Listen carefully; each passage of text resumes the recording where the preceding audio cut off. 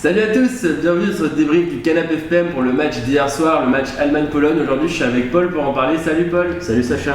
Donc voilà, un match assez fermé, ce match nul 0-0. C'est vrai que je pense qu'on est beaucoup à s'être un peu ennuyé. On attendait beaucoup plus de ce match avec beaucoup d'intensité. En finale, voilà, peu d'actions dangereuses, peu d'occasions. Voilà, ça a été un petit peu ennuyeux, faut le reconnaître ce match Allemagne-Pologne. Même quand on regarde nos indicateurs de performance, 5,4 pour l'Allemagne, 5,2 pour la Pologne. Vraiment un match très très fermé. Je ne sais pas ce que tu en as pensé toi hier soir, mais voilà. Oui, exactement. Les défenses qui ont été plutôt solides dans l'ensemble, mais sincèrement au niveau de la conclusion et de l'animation, ça a été assez pauvre et un 0-0 finalement assez justifié et ennuyeux malheureusement. Ouais, c'est sûr. Et c'est vrai que donc, voilà, quand on regarde l'Allemagne, on a pu voir 70% de possession, donc on a quand même une domination assez nette des Allemands. Mais on a senti que durant tout le match, ils n'arrivaient vraiment pas à créer des vraies occasions et à les mettre au fond. C'était vraiment le problème de l'Allemagne sur ce match, et c'est vrai que c'est assez alarmant pour eux parce que voilà, il va falloir faire mieux dans les prochains matchs. Et donc c'est vrai que si on s'intéresse à la conclusion, donc voilà, ce qui a vraiment manqué, on peut voir que sur l'ensemble du match, c'est très très bas. On a une moyenne de 4,4 pour l'Allemagne, donc la Pologne 4,3. Voilà, ça c'est vraiment le témoin d'un match très fermé, où c'est aussi ça qui a fait que le match est ennuyeux, c'est vraiment ce manque de conclusion, j'ai envie de dire, par rapport à ce Allemagne-Pologne. Et en plus c'est d'autant plus regrettable que ces deux équipes qui ont vocation à être très offensives, notamment on sait que l'Allemagne aime bien aller de l'avant, ils marquent souvent beaucoup de buts. Et cette fois-ci, elle était face à la Pologne qui a été quand même la meilleure attaque lors des phases de qualification avec 33 buts. Donc on pouvait attendre vraiment un match prolifique et finalement ça a été assez verrouillé, assez fermé. Et voilà, on peut se poser des questions aussi notamment sur les choix allemands, de mettre encore une fois Götze en numéro 9, ce qui a été pas mal critiqué. Et notamment on peut penser pourquoi ne pas le remplacer par Gomez qui a fait une très bonne saison en Turquie et qui finalement doit se contenter du banc.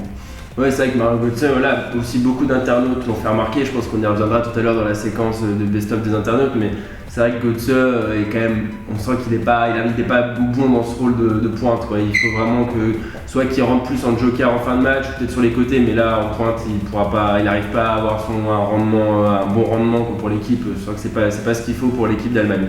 Donc voilà, une conclusion très délicate.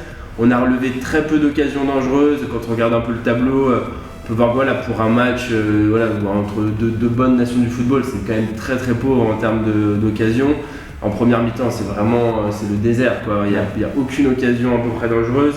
Après sur le match en deuxième mi-temps, ça s'est animé un peu plus, mais ça reste quand même ça reste très très pauvre pour un match de ce type. Donc ça nous a un peu attristé de voir un match comme ça pour cet Euro. Nous, on a envie qu'il y ait du jeu, des buts. Malheureusement, ça n'a pas été le cas. En ce qui concerne l'animation, l'animation là encore, ça reste très moyen. Je ne sais pas ce que tu en penses, mais c'est vrai que ça n'a pas été non plus un très bonne animation des Allemands ni des Polonais hier. Oui, on peut noter que l'Allemagne a quand même eu le pied sur le ballon avec quasiment 70% de possession, mais sans vraiment savoir quoi en faire. Des fois, souvent on voyait des ballons longs balancés par la défense ou les milieux, et finalement ça donnait des occasions stériles et vraiment décevant. Et finalement le match nul est plutôt justifié vis-à-vis de leur performance. Oui, voilà, c'est ça. C'est vrai que quand on est sur les graphiques, de toute façon, à part un peu dans le dernier quart d'heure où là ils ont essayé de pousser un petit peu, mais c'était quand même, ça manquait vraiment d'inspiration. Mais voilà, globalement, c'est encore une fois assez pauvre dans l'animation. On attend encore beaucoup plus, notamment des milieux de terrain, les ailiers, le milieu offensif de l'Allemagne, que ce soit Ozil, Draxler ou encore Müller. On attend beaucoup plus de ces joueurs-là pour animer le jeu allemand, parce qu'hier c'était quand même assez timoré. Donc voilà. C'est vrai que là aussi dans l'animation, encore un peu faible.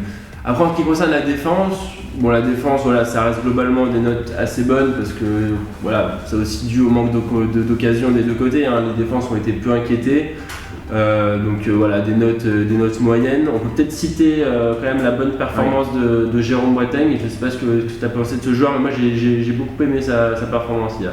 Moi aussi, il a été non seulement très solide défensivement, mais en plus il aidait dans la relance et il était toujours là quand il fallait. Il a fait une intervention décisive à la fin du match où il a taclé sur Lewandowski. Et j'ai trouvé ça une performance très, très intéressante, très solide, très physique. Et je pense que ça c'est un point sur lequel les Allemands peuvent s'appuyer au moins. Ouais, c'est ça. Donc déjà c'est un peu rassurant. En plus le retour de Hummels aussi, je pense, a été plutôt convaincant. Donc voilà, c'est vrai qu'en défense, on peut voir que l'Allemagne a quand même de bonnes bases, mais c'est vrai qu'il va falloir vous montrer beaucoup plus offensivement pour arriver à hausser ce niveau de jeu durant cet Euro.